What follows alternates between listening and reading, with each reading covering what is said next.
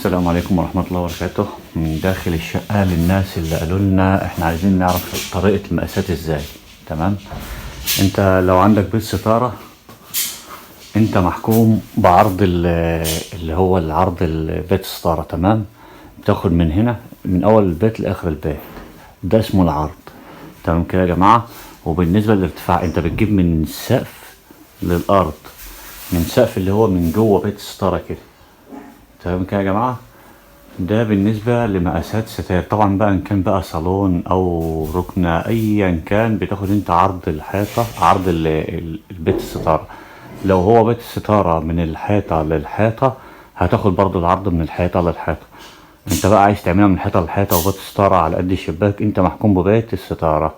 فانت مش هينفع تاخد مقاساتك الا غير يعني على بيت الستارة بالظبط، العرض والارتفاع فقط لا غير. تمام. وطبعا ده احنا من داخل الشقة اهو، وهنوريكم الشغل دلوقتي برضو. الشغل الوافي ده بالنسبة لمقاسات لأيا كان أي مقاسات أنت بتاخدها. لو في بيت ستارة سواء شغل ويف بقى ولا شغل كشكش عادية، تاخد العرض من السقف للأرض. تمام كده. وإن شاء الله هنركب الشغل دلوقتي ونشوفه مع بعض سوا برضو. اللهم صل وسلم على سيدنا محمد. ده ما شاء الله الشغل يا جماعة بعد التركيب اهو. تمام. احنا هنا برضه عشان محكومين ببيت الستارة زي ما قلنا، عملنا شريط 4 فتلة في الستارة والنزلات بالشريط الويفي. تمام. الستائر الكتانة يا جماعة السادة اهي ما شاء الله عليها في الشغل وفي المنظر والقماش الهايبر. تمام كده. ده الشغل بعد التركيب. ده بيت الستارة اهو يا جماعة. قلنا بناخد المقاس من الحيطة للحيطة، ده عشان انا محكوم ببيت الستارة. بيت الستارة هنا من الحيطة للحيطة، يبقى ناخد مقاس الستار بتاعته من الحيطة للحيطة، واجيب الارتفاع من السقف من جوه تمام للأرض، وما أقصرش. يعني احنا بنجيب الارتفاعات من السقف للأرض. ده طريقة المقاسات، رفع المقاسات بالنسبة لو حضرتك من محافظة تانية أو من مكان بعيد عننا، بحيث إن أنت تجيب مقاساتك وتبعتلي على الواتس، وأنا بإذن الله أحسب لك وأشوف لك الدنيا فيها إيه. تمام.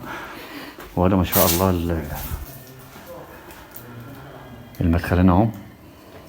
دول مدخلين يا جماعه. بس في حاجه هنا، نقطه هنا، احنا عندنا هنا مفيش بيت ستاره. تمام. بعمل ايه؟ طبعا احنا شغلنا هنركب الحامل اللي هو اللي ايه، اللي بيشيل المكانتين. ده الحامل اللي بيشيل المكانتين اهو. تمام. نفس النظام بناخد مقاساتنا ارتفاع من تحت الجبس بقى، طالما مفيش بيت ستاره بناخد من تحت الجبس على طول للارض. تمام. ما شاء الله شغل على الطبيعة ومن داخل الشقة وده مساحة اللي هي المساحات المتر واربعين والمتر ونص يا جماعة.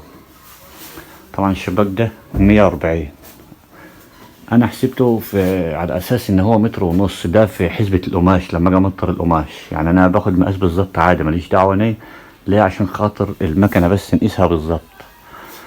اما بالنسبة لحسبة القماش بتمطر على اساس ان هي متر ونص، فمتر المتر بياخد مترين ونص قماش، يعني يعتبر 4 متر الا ربع كده. المتر ونص هياخد 4 متر الا ربع، بنحسب له 4 متر، يعني دي دلوقتي 4 متر قماش. الشريط الويفي اهو على الطبيعة ومن داخل شقة العريس، متر ونص ليها 4 متر قماش. تمام.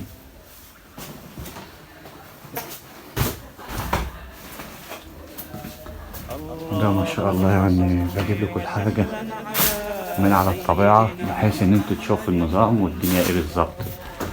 فاحنا دلوقتي نقدر ناخد المقاسات بنفسنا وتبعتوها ان شاء الله على الواتس، واحسب لكم ان شاء الله ايه حساب الستات بتاعتكم، حتى لو حضرتك من اي محافظة. تمام يا جماعة.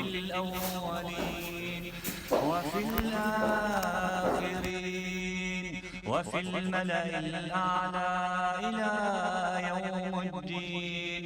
اللهم صل وسلم على سيدنا محمد في الأولين وفي الآخرين وفي الملأ الأعلى إلى يوم الدين.